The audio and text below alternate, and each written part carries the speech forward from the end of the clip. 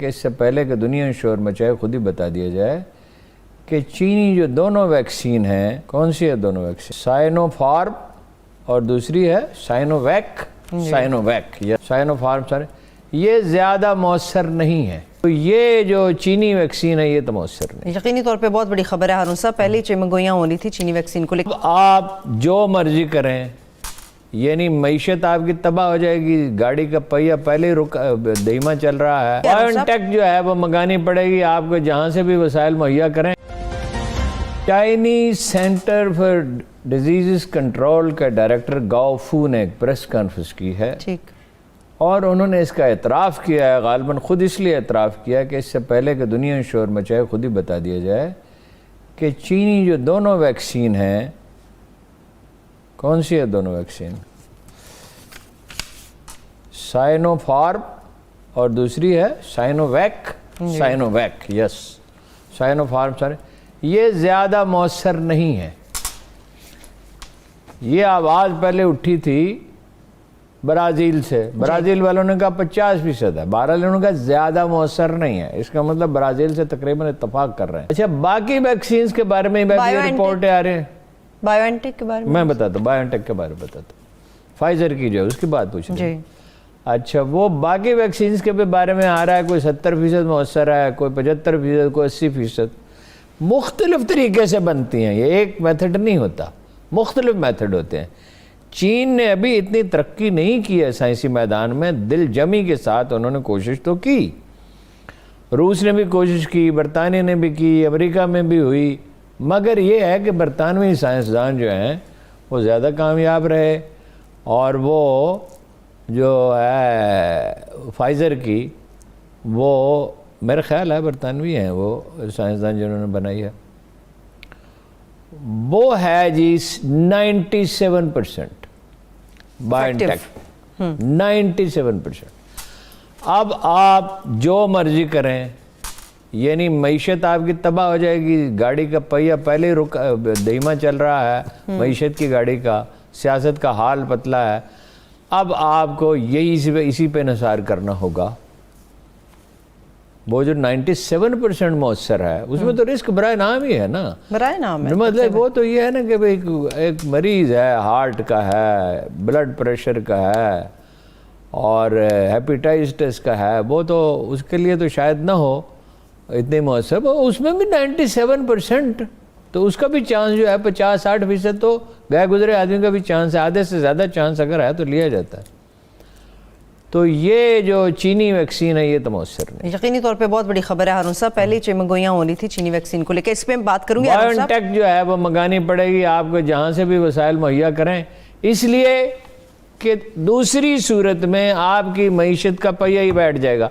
मोहतात तो लोग हैं नहीं, जिम्मेदार तो अवाम है, जिम्मेदार हुकूमत नहीं है।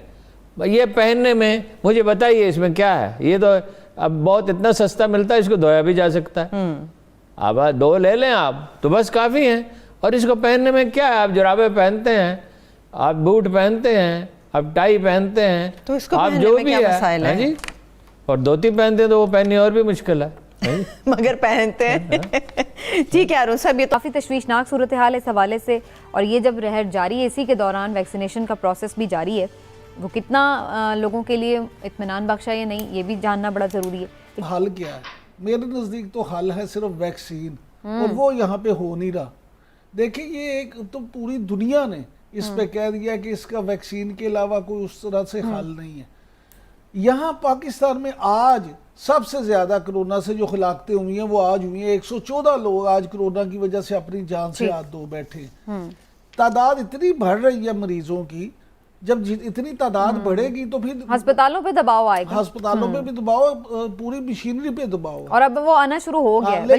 जहां तक स्ट्रेटजी का ताल्लुक है, आई थिंक स्ट्रेटजी तो सही है, क्योंकि सबसे पहले हमने हेल्थ केयर वर्कर्स को वैक्सीनेट किया, और पंजाब के हद तक तो मुझे पता है कि तमाम हॉस्पिटल्स को, तमाम एम्प्लॉइज के लिए वैक्सीन दी गई। चिल्ड्रन हॉस्पिटल में हमने 3700 वैक्सीन एक्वायर की अपने स्टाफ के लिए, और लेकिन उसमें रिलक्टेंस पाई गई। एक अहम जो चीज़ थी कि इवन नर्सिंग स्टाफ में सबसे ज़्यादा रिलक्टेंस थी, कुछ और लोअर स्टाफ में भी रिलक्टेंस थी वैक्सीन लगवाने के हवाले से, जो आहिस्ता आहिस्ता बेहतर तो हुई है, लेकिन अभी भी बहुत सारे लोग रिलक्टेंट हैं। आई थिंक जिस स्पीड से दी जा रही है उसके ऊपर हम बात कर सकते हैं कि उस स्पीड को बढ़ाने की जरूरत जरूर है। अच्छा डॉक्टर साहब, आपने अभी ये स्ट्रेटजी और स्पीड की बात की, तो मैं ये जानूंगा कि ब्लूमबर्ग जो एक अमेरिकी इदारा है, उन्होंने जो रिसर्च की है उनके मुताबिक तो जिस हिसाब से पाकिस्तान में वैक्सीन की जा रही है, तो 1/2 यानी 10 साल चाहिए पाकिस्तान की 75% यानी 75% आबादी को वैक्सीन लगाने के लिए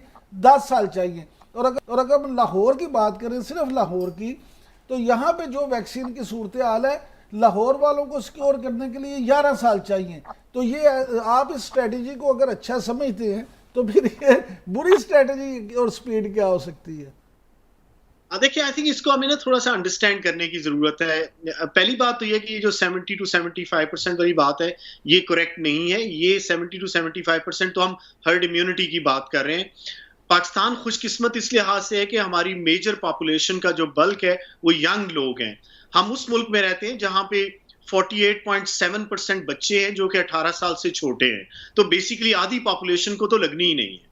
और वो पॉपुलेशन जो ज्यादा वल्नरेबल है या जिनमें खुदा ना खास्ता इसके सीरियस होने का एहतमाल है, आई थिंक 50 साल की उम्र पे तो हम पहुंच गए हैं।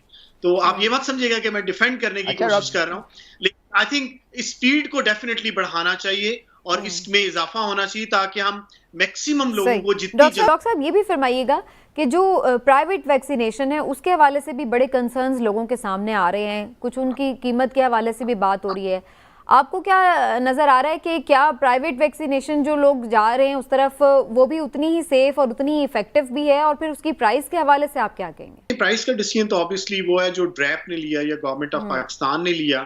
जहां तक ताल्लुक है कि सेफ्टी और उसकी एफिकेसी की, तो ये स्पुतनिक है वैक्सीन जो कि रशियन ओरिजिन की है, और इसकी जो एफिशिएंसी या एफिकेसी लिटरेचर में है या अदरवाइज मेडिकल नॉलेज के कॉन्टेक्स्ट में है, तो वो 92% है। तो बहुत अच्छी इसकी इफेक्टिवनेस है और बहुत अच्छी इसकी आई थिंक एफिकेसी है। तो आई थिंक अगर आप अफोर्ड कर सकते हैं और आपको ये अवेलेबिलिटी है, तो मैं तो स्ट्रांगली रिकमेंड करूंगा कि जो लोग अफोर्डेबिलिटी के रेंज में आते हैं और वो ये यूज करना चाहते हैं, वो बिला झिझक ये वैक्सीन उसी तरीके से यूज कर सकते हैं जिस तरह के बाकी वैक्सीन्स हैं। जैसे साइनोफार्म थी जो गवर्नमेंट ने हेल्थ केयर वर्कर्स में इस्तेमाल की और अभी तक गवर्नमेंट जो यूज कर रही है, या कैनसाइनो को इंपोर्ट किया जा रहा है जिसके ट्रायल्स फेज 3 ट्रायल्स पाकिस्तान में हुए थे।